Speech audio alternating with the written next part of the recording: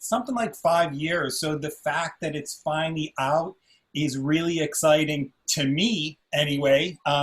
And I just want to say that so many people at USF were instrumental in bringing this book to fruition.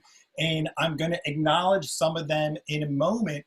But first, I wanted to show off the book a little bit. It's really beautiful. And again, a number of people at USF were key players in making that happen. And so before thanking them, I wanted to give you a glimpse of the book to see what they helped achieve.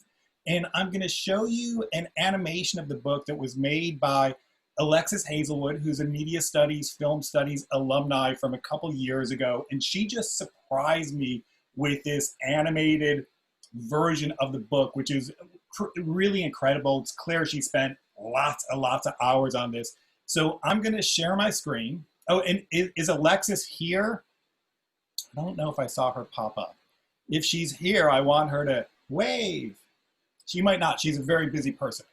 So I'm going to share my screen, and I am going to show this animation to just give you a sense of what's going on in the book. Here we go.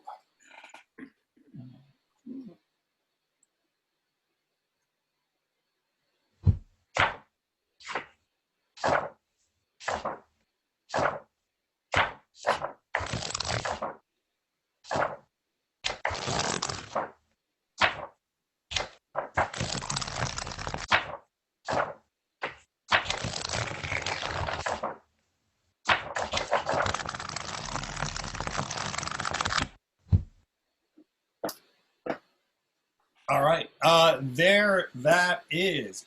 And so as you can see just from that little animation, the images in the book really pop off the page. And our motion graphics instructor, Jeremy Troy, was so critical in this project. We had hundreds and hundreds of images to choose from. And Jeremy was the design consultant on this book. He helped me make decisions about what images to include and what images to leave behind. And that was a really kind of pretty large undertaking. And right, in addition to the pretty pictures in the book, there's a lot of content. And Mark Taylor, who teaches our independent film, our intro to film studies and multimedia storytelling classes, was the book's editor. And not only did he make me sound good, which was a big challenge at certain points, but we too had a lot of decisions to make on what to leave behind. When I finally submitted this to my publisher, I was in the neighborhood of 100 to 200 pages over my page count. So, you know, we definitely had to take a machete to a lot of the words. And what I just want to say is Mark and Jeremy were such incredible sounding boards for me on this project. In my advanced narrative class, which I'm teaching now, we talk a lot about the need for collaborative partners on your project. Even if you're, you know, the driving force or the auteur or the director, when you're deep into the weeds on a project, you need another set of eyes. You need someone to cheerlead for you. You need someone to let you know if you're going off course or if you are indeed on course. And those two were really crucial in kind of helping me, again, make some really tough decisions. So Mark, I see you. Mark, you should wave and say hello. And I don't know if Jeremy, Mr. Troy, Professor Troy, he's also a very busy man. All right, well, so I just wanted to thank the two of you. Mark's in my top right corner. I don't know where he is for you.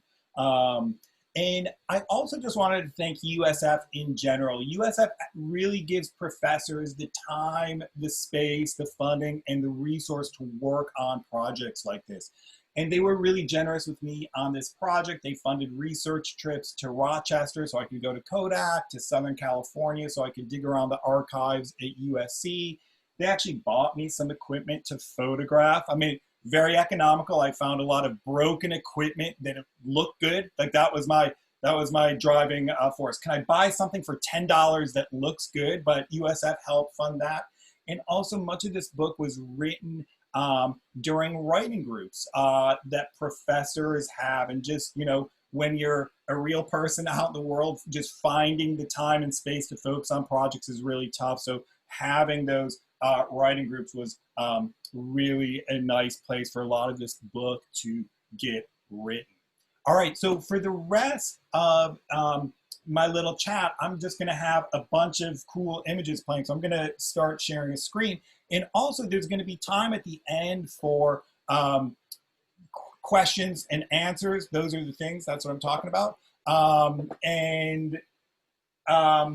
But you can also feel free to pop questions in the chat as we go. Hold on, I wanna stop my share for a second because I want to bring up the chat window so I can actually see some of those if they're happening. All right, so now I'm gonna share my screen. Got that, all right. And so for me, all right, and people can see I'm sharing a screen. Okay, great. So for me, this book was very much an art project. It was a creative undertaking. The images and the words needed to work in harmony.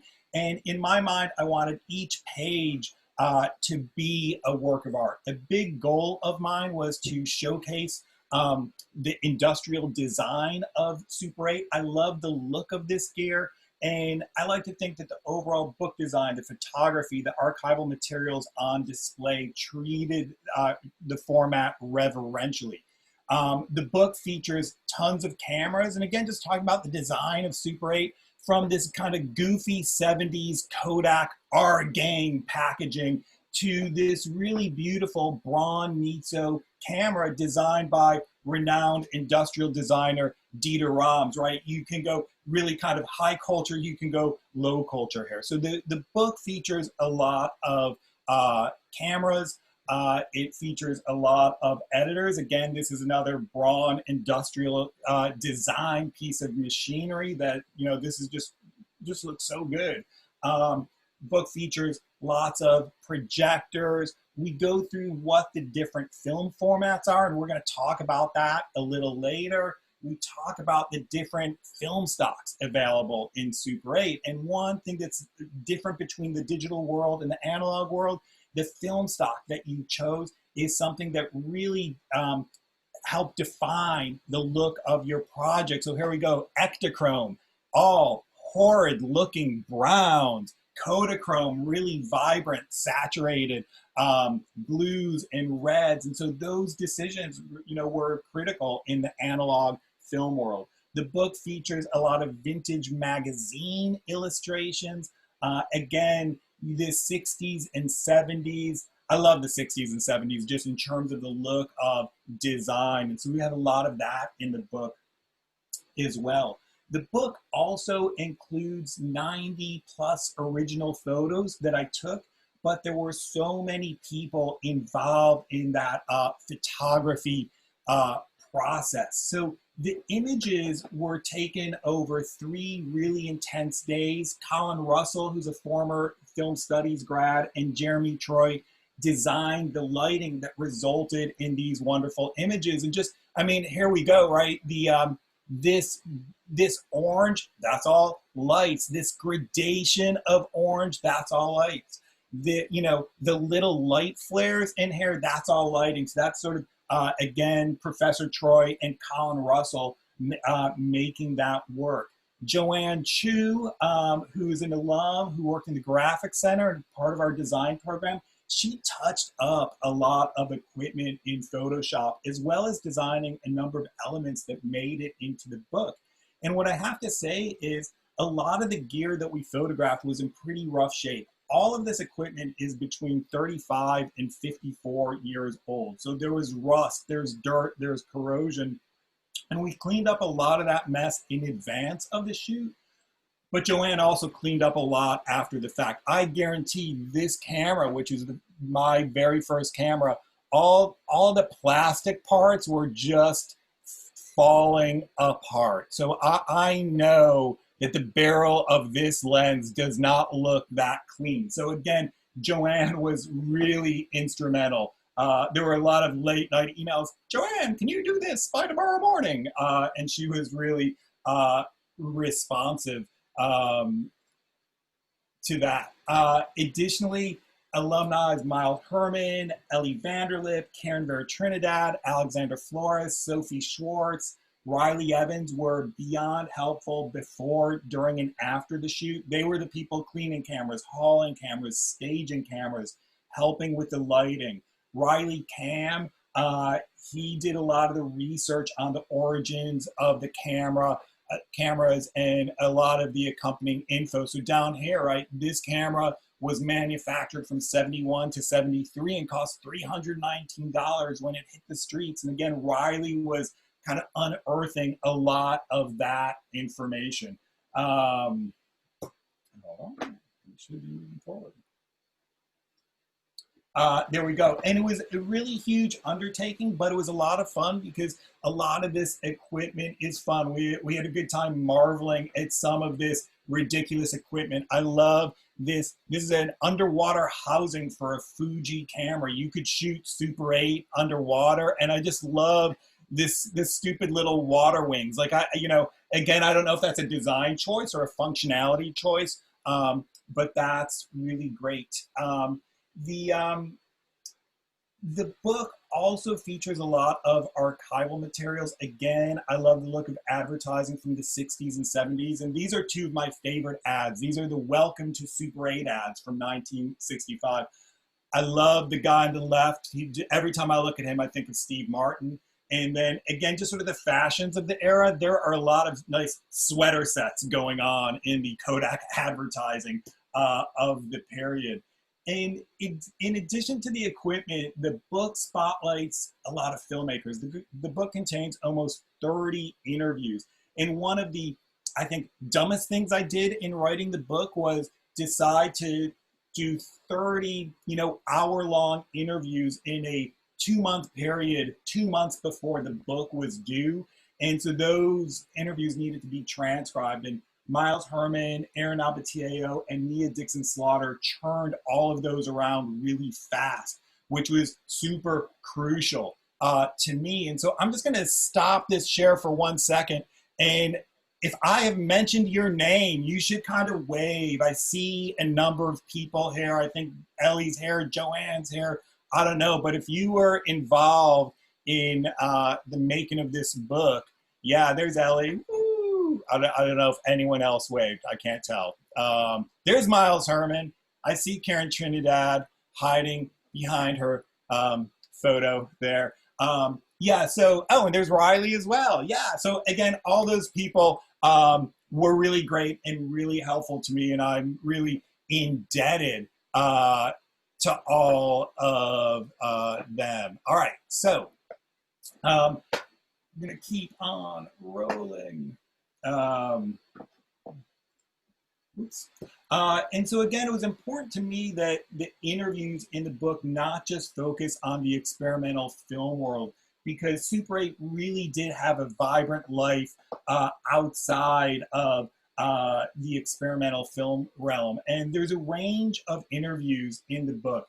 Really excited. We got some really sort of key founders of the medium. This is Roland Zavada. He was on the team at Kodak that developed Super 8 in the 60s. And for any photo buffs, this guy redesigned Tri-X and Kodachrome 2 in the 50s. He was telling me these great stories of they needed to redesign Tri-X so they could have a film that could be processed really fast, so they could determine photo finishes at the horse races. So he spent his summer going to the track in Rochester watching the horse races.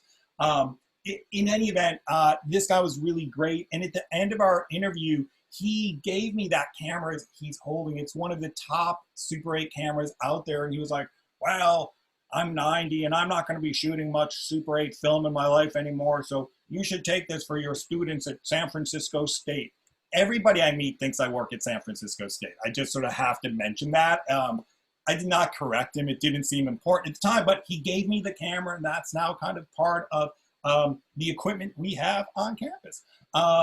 I interviewed this guy, Lenny Lipton. Lenny Lipton wrote the book on Super 8. Literally, in 1975, he wrote a book called The Super 8 Book. That was a Super 8 Bible in the 70s, and that I did a lot of research in. You can see all of my notes. And there's Lenny Lipton right there shooting 3D Super 8, right? That's just totally insane. The guy's making 3D films in Super 8 in the 70s.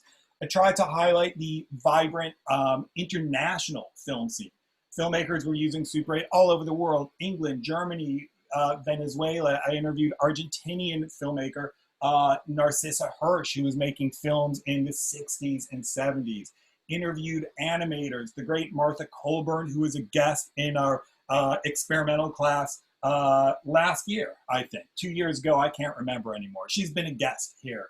There were people creating narrative films with an eye on Hollywood. So Richard Linklater, before he made Slacker, made a feature in Super 8, and there on the right is the infamous last scene from Slacker, which was all shot on Super 8. Did indeed interview experimentalists like Peggy Awesh. Super 8 and punk rock go really great together. I interviewed Dave Markey. There he is making his feature Super 8 film 1991, the year punk broke, sitting there with two members of Sonic Youth. Super 8 was really an important format for the LGBTQ filmmaking scene. I talked to Mark Eustace. I had no idea that the Frameline Film Festival, the LGBTQ film festival here in the city, the oldest LGBTQ film festival in the world, emerged out of the gay film festival of Super 8 films, started by Mark Eustace and Danny Nicoletta in, I think, 1977. I think that's the flyer right there for the first festival. By the way, that's me over there on the left in 1996, looking dapper. I interviewed people involved in Super 8 film festivals. Our own Melinda Stone ran a festival called the Super 8 Festival back in the 90s. That's sort of when I met Melinda. And there's a lot of young people making Super 8 as well. And there's a LA-based filmmaker, Carissa Hahn. I love that photo, doing a little Super 8 selfie right there. And so again, there's just a real cross-section of folks interested in Super 8. But let's start talking about the medium of Super 8, what it is, why it's important. And I should start by saying right there I am in 1990, that Super 8 is the format that allowed me to enter the film world. I began making Super 8 films in college when I was most of your ages. And between 1985 and 2001, I made about 20 Super 8 films that showed internationally at festivals and bars and cafes and people's houses, on TV, in museums, and even one of my favorite shows at a micro cinema that was located in a former mortuary in Baltimore. But needless to say, I have a very keen interest in the medium. And we'll get to the explicit sort of chronology of film formats in a moment, but Super 8 was an inexpensive film format compared to what came before it. It was easier to use than the film formats that preceded it. It allowed one to easily make sound films, which, believe it or not, was really difficult to that point. It was complicated and an expensive endeavor. And if you wanted to get sound in a film scene just like this, Super 8 was the format for you. And all of that allowed Super 8 to become an international phenomenon in the late 1960s and early 70s. It represented an inexpensive way to make movies that helped give voice to subcultural movements and oft-neglected voices. And that's important because today we talk about how there isn't enough representation in film. Well, it was even worse in the 60s, 70s, and 80s, and Super 8 gave people without money who weren't part of the conventional film or art world a chance to enter the public discourse. This is No Wave filmmaker Beth B. She began making films in New York in the 70s, and she put it this way. She said, you would just meet people on the streets, people who are not in control of the money and the dynasties and the spaces. It was a time of reinvention and saying, we're going to take control to do whatever we want to do, and we will find the places to show it. We don't need you to validate us. We don't need to have your money. We will make the work against all odds. And that really encapsulates a lot of the Super 8 and just sort of the underground film spirit. And this is still from one of her films. And she goes on talking about the content of her film. She goes on to say, It also had to do with certain disturbances that I grew up with in my household and the politics of the male hierarchy.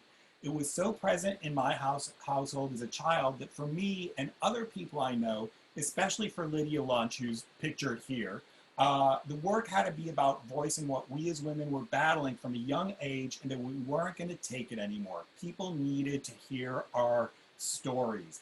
And Super 8 was a medium, due to its low cost, due to its ease of use, that could help in telling those stories. So today we're going to talk about some analog and cultural history. What is Super 8? What is 16? How do they relate? And what's the deal with all of those analog formats? Um, and so if you were shooting film in the pre-digital universe, what were your options? Well, 35 was the format for Hollywood. And due to the expense, 35 wasn't an option for independents, college students, amateur movie makers. I should also just mention that when we reference millimeters, that actually refers to the width of the film. So a 35 millimeter film is 35 millimeters wide, a 16 millimeter film is 16 millimeters wide, and just the larger that image area, the more definition that image had. But as you sort of moved up the chain, the more expensive everything became. So 16 millimeter, and this is a 16 millimeter Bolex camera that we use in our 16 millimeter classes. 16 millimeter was developed in 1923. Its uses were many and transformed over time. In the 20s, it was the main home movie format in America. During World War II, due to its portability, it was used by combat cameramen to document the war. In the 40s and 50s, it was used for educational films, industrial films, news gathering. In the 60s and 70s, documentary filmmakers and independent filmmakers embraced it. So people like John Cassavetes, Jean-Luc Godard, D.A. Pennebaker, they were making works that are certainly now considered significant. They were significant at the time on 16 millimeter, outside of that 35 millimeter Hollywood universe. The nascent avant-garde film world also embraced 16 millimeter, so many of the classic experimental films that we will see in my experimental film class, the films of Maya Deren, Andy Warhol, Marie Menken, Chick Strand, those were shot on 16. In the 80s and 90s, 16 was embraced by the first wave of indies who were ultimately celebrated by this new film festival at the time called Sundance. And indie features in 16 by folks who would go on to have prolific careers would include people like Richard Linklater, Robert Rodriguez, Spike Lee, Allison Anders. And certainly in the case of Linklater, Spike Lee, Allison Anders, their first film experience would have been, or I mean, was in all three of their cases, shooting Super 8 film before making these bigger features in 16. The next format was regular 8 millimeter. It was developed in 1932 and it quickly supplanted 16 to become the home movie medium of choice. It was cheaper than 16, but like 16, it was really complex. So this is a regular 8 camera, and the thing about both 16 and regular 8 is you had to thread film into a camera. So you'd get a roll of film, you'd pop it in here, you'd open up this gate, you'd have to wind the film through, you know, you'd have to put this down and you would have to hope that you didn't mess up. And when I teach 16 now, people get freaked out when they have to thread their first roll of film. It is an absolutely nerve-wracking experience. And I have to apologize for stealing this image. This is the one image that I didn't take, so I apologize. So Super 8 was developed by Kodak in 1965, and upon its arrival, it quickly supplanted regular 8 as the home movie medium of choice. This is the Kodak M2. This is, you know, this is the first Super 8 camera, 1965, for $46. Boom, you're in the game. You're making films. This, by the way, this treatment, this very our 70s style photo treatment, Jeremy Troy, it was all about that. He did all these like really cool superimpositions. We always called them our 70s style. And so the deal with Super 8, like regular 8, it was 8 millimeters wide, but the difference was that Super 8 had smaller sprockets. These are the sprockets. And by having a smaller sprocket, it allowed the image to cover a wider swath of the 8mm film strip. And what that meant is you had almost 50% more information in the Super 8 image compared to the regular 8 image. And more info meant an image with more definition. And now when I first talked about the development of Super 8, I immediately mentioned it became the home movie medium of choice. Oh, and just by the way, when I was doing my research in Rochester, I came across all these kind of lucite clear cameras that were prototypes that I think allowed them to figure out what was going on in the cameras. I'd never seen these images, and that was really exciting. And in fact, when I was in Rochester at the George Eastman Museum, the guy who is the keeper of all the cameras, and they've got everything there. The guy's like, no one's ever asked to look at Super 8 cameras before, so I was kind of excited about that. But again, I mentioned that Super 8 took over the home medium world, but interestingly, the primary reason for the development of Super 8 wasn't the home movie world. Kodak was hoping that the new format would really make inroads into the educational, industrial, and commercial filmmaking worlds. And that actually never happened. Super 8's success was ultimately in the home movie world as a consumer product. And speaking of consumer products, one area where Super 8 really took off was in the making of Super 8 prints of Hollywood movies for home use. So before VCRs, you could order prints of Hollywood movies and TV shows and sporting events on Super 8, and then you would watch them on your handy dandy Super 8 projector in your house. And this was sort of a weird world because most of the films were released in digest form, which meant you were buying an edited version of the film that was either 3 minutes or 10 minutes or 20 minutes, or just depending which, iteration you bought. And making it an even weirder experience was that many of the films were printed in black and white as opposed to color, and silently with newly minted title cards instead of sound. One of my prized possessions is indeed this 10-minute black and white silent version of Planet of the Apes. I used to watch that thing all the time as kind of a college-age student, not actually as a kid. They also made prints that included sound and even feature length. And so if you were on the top of your game, you could get like a feature length version of Jaws or Saturday Night Fever and invite all your friends over and watch them in your living room. And people did that. But let's get back to the development of the medium. So Super 8 took over the home movie market. And not only was it cheaper, it was easier to use. The other really big advancement with Super 8 was this light tight cartridge that the film came in. And so now you had 50 feet of film just spooled into a cartridge that you popped into the camera. So this was simple. Here you go. Here's your camera. You open it.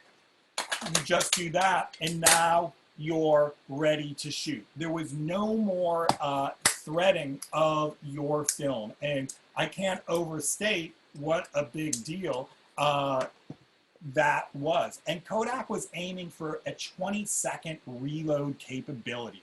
And the deal is that threading film cameras was complex, it was stressful, and really was an undertaking for the mechanically inclined. And so this easy-to-use plug-and-play system now meant that anybody could do it. And if you think about the explosion in media making and video making and photo taking that's been brought on by the simplicity and ubiquity of smartphones, that was the promise of Super 8. And Super 8 finally hit the market in August of 1965, and it took over in a really big way. And within 2 years, 30 different companies were making Super 8 cameras, regular 8 sales were decimated, and Super 8 became the home movie medium of choice until the advent of consumer video in the early 80s. It's hard to get specific numbers, but at the end of the day, easily over 11 million cameras were sold and hundreds of millions of rolls of film were shot. By the way, this is the camera that Roland Zavada gave to me, that Ellie Vanderlip now has and is shooting. Ellie can maybe tell us how her footage is going with the camera. And so this last batch of cameras were all silent cameras, which was all that was on offer from 1965 until 1973. So any Super 8 work from that period would be silent, which is in keeping with what was going on in the regular 8 and 16 millimeter home movie setups. So speaking of home movies, here's one of mine from 1966. It's silent. There I am. I'm adorable. I won a largest baby of the week contest from Gerber when I was born. Look at me go. I'm so talented. All right. Moving right along. Oh, there's my sister, but we don't need to see my sister.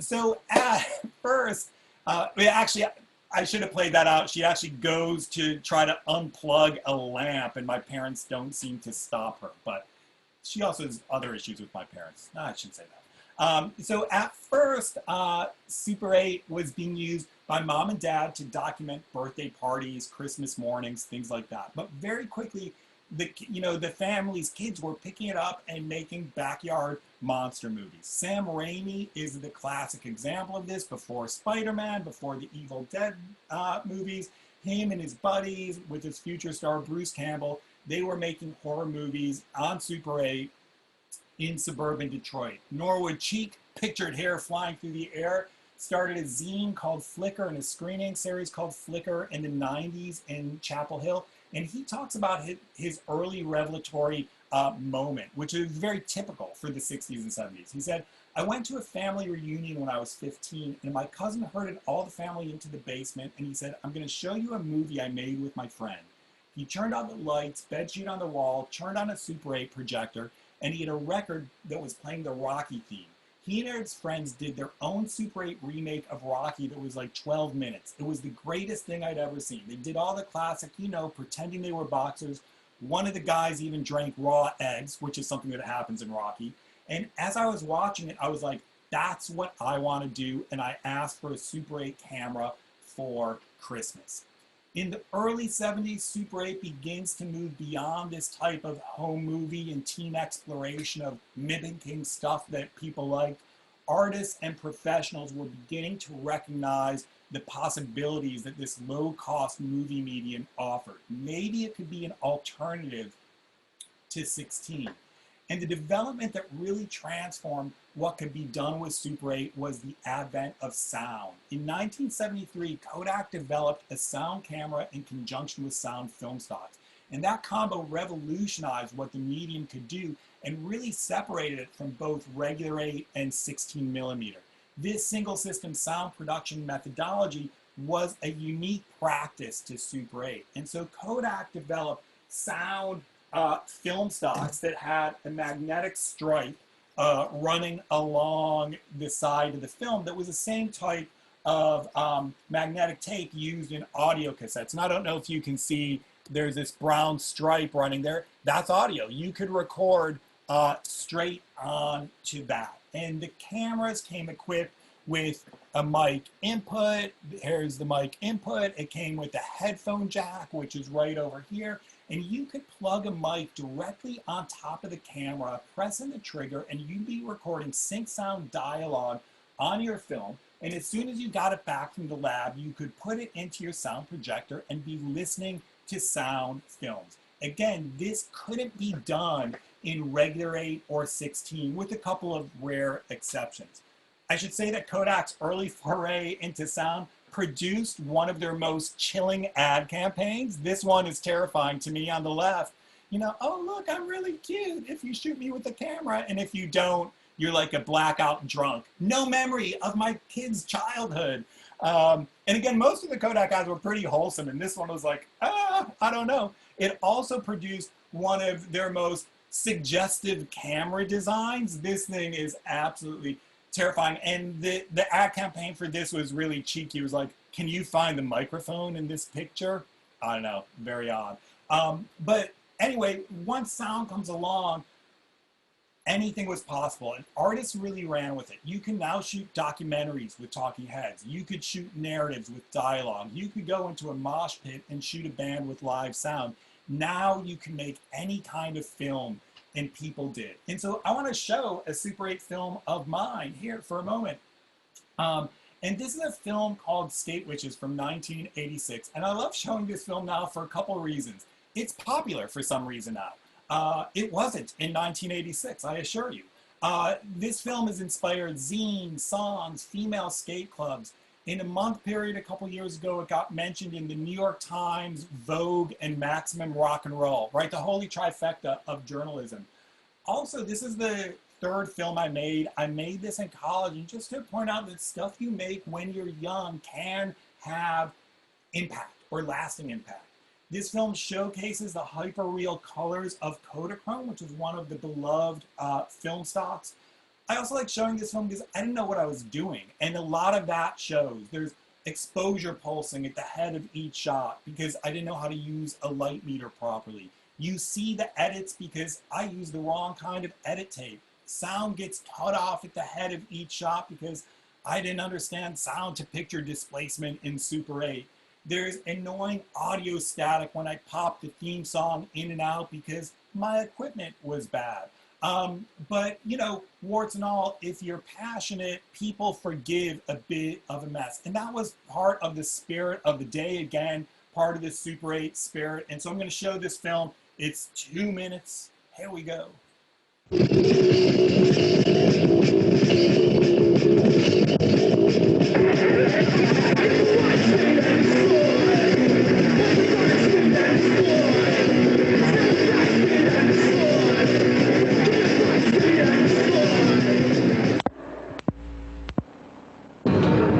the Skate Witches, and we don't take no crap from no one.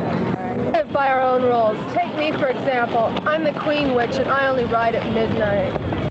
I'm the best female skateboarder in town, and I'll fight anyone who begs to differ. I don't have no money to waste on a skateboard, so I take one from whoever I want, whenever I want.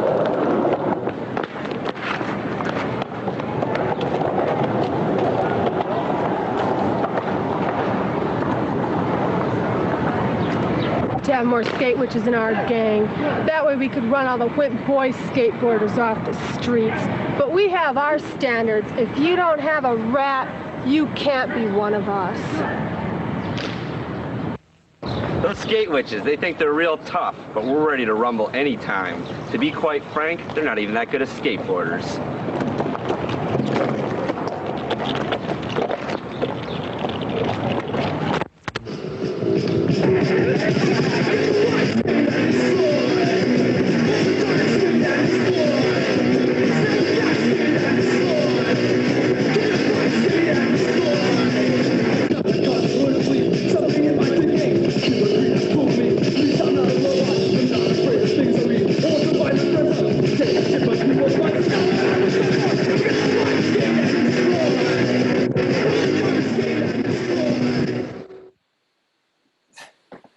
I have to say that was tweeted out by Rats Every Hour.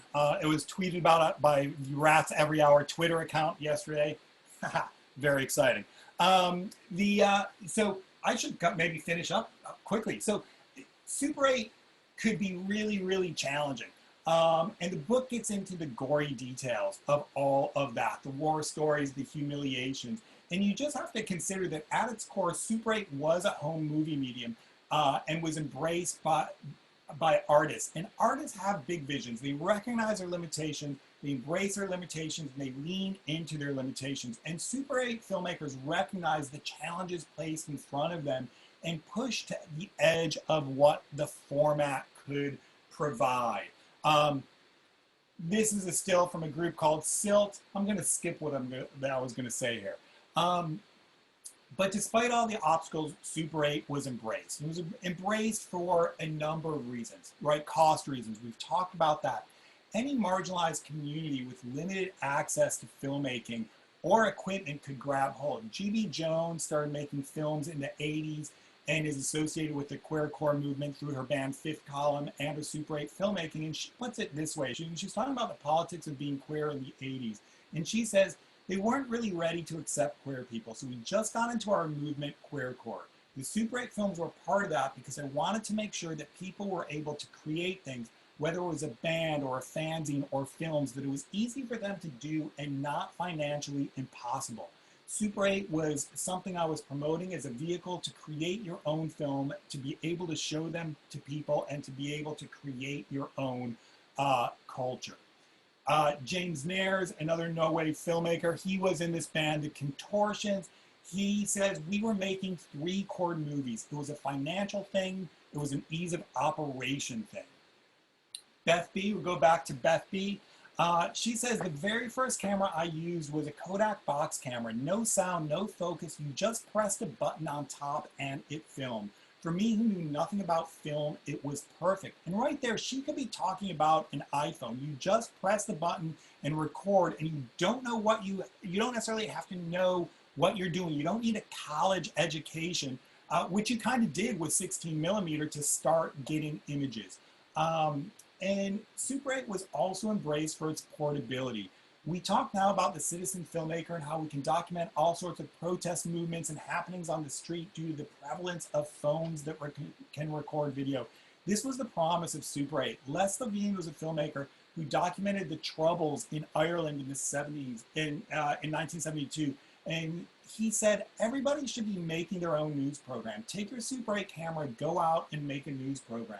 And one of the facets Levine loved about working with Super 8 for reporting from the trenches was he said, with Super 8, we were able to get especially difficult shots.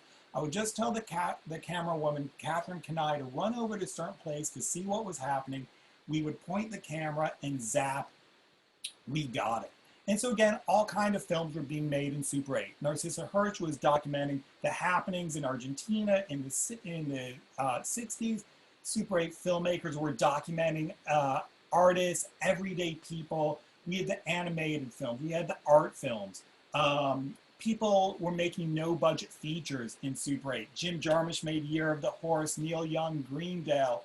Dave Markey made 3 features in Super 8. And even though no new cameras were made after 1985, Super 8 thrived into the 80s and 90s very easily.